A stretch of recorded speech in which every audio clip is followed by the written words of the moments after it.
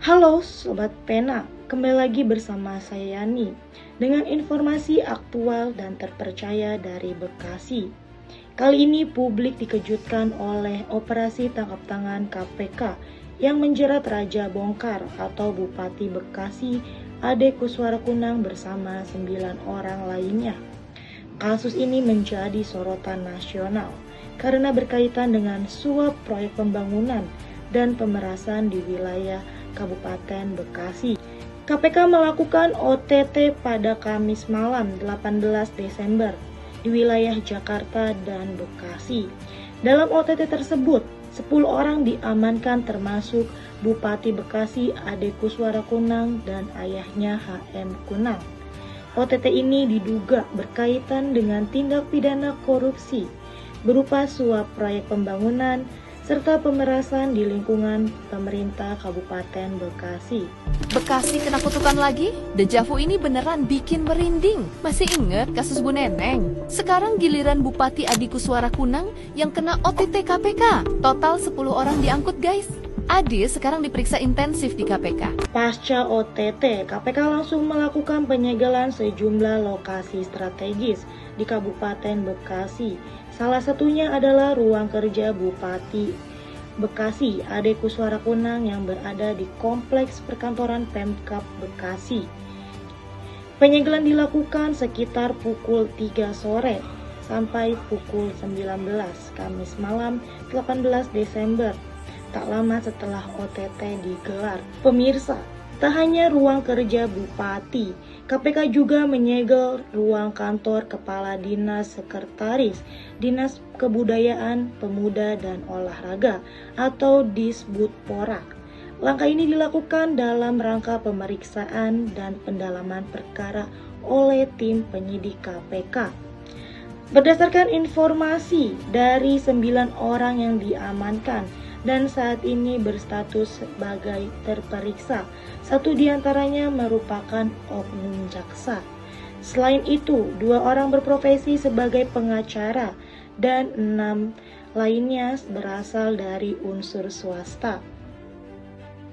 Berdasarkan pantauan di lokasi, pintu ruang kerja Bupati Bekasi terlihat terpasang segel bertuliskan dalam pantauan KPK, lengkap dengan tanda tangan penyidik.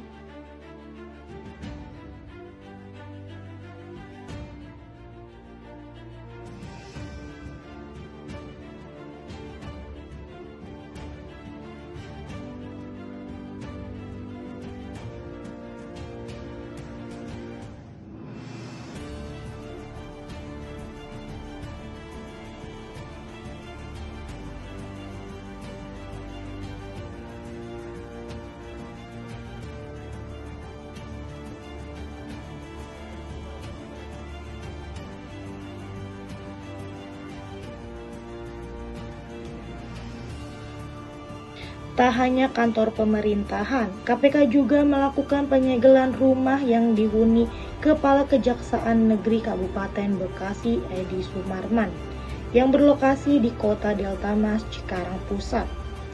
Penyegelan tersebut diduga masih berkaitan dengan rangkaian OTT yang menjerat Bupati Bekasi. Berikut keterangan yang disampaikan. Belum tahu saya. Jaksa Negeri Kabupaten Bekasi.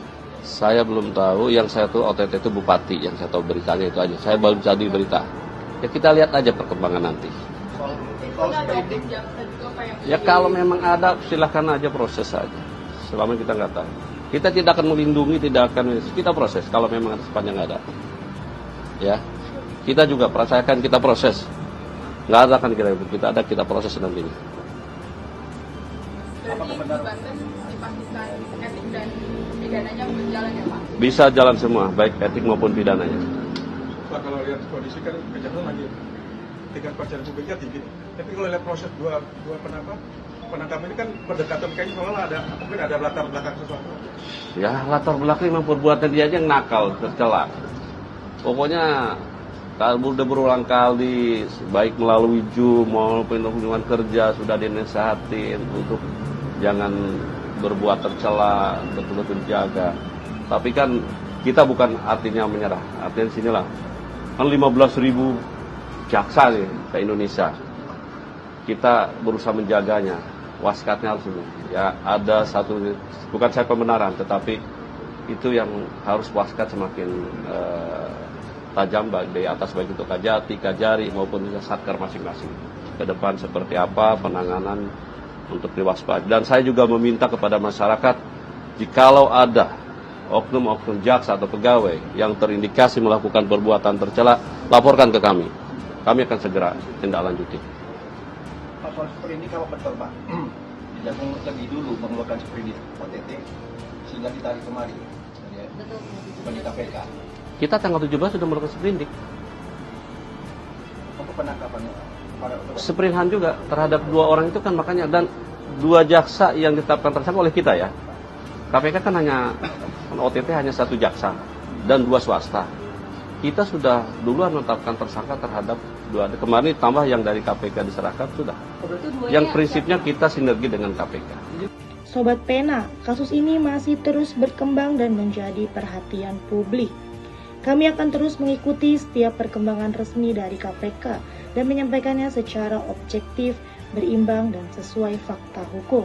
Sampai detik ini, KPK belum membeberkan detail perkara. Mereka punya waktu 1 kali 24 jam untuk menentukan status para pihak. Menurutmu, hukuman apa yang paling pantas biar nggak ada yang berani korupsi lagi di Bekasi?